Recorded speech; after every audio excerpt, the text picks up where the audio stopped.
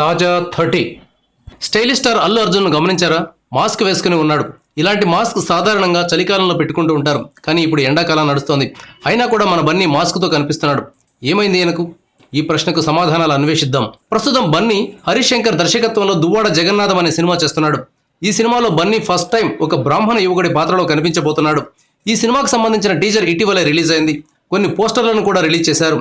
DJ shooting ఇటీవల Abu Dhabi అనే Gulf దేశంలో జరిగింది. ఆ దేశంలో ఒక పాటను చిత్రీకరించారు. ఆ పాట అయిన తర్వాత ఇదిగో బన్నీ ఇలా మాస్క్ లో కనిపిస్తున్నాడు.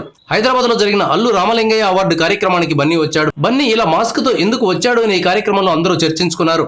ప్రస్తుతం ఆయన నటిస్తున్న డీజే సినిమాలో బన్నీ డబుల్ యాక్షన్ చేస్తున్నారని వార్తలు వస్తున్నాయి. బ్రాహ్మణ యువకుడి పాత్రను ఇప్పటికే పోస్టర్ల ద్వారా తెలియజెప్పారు. రెండో పాత్ర లుక్ లో ప్రస్తుతం బన్నీ ఉన్నట్లు తెలుస్తోంది.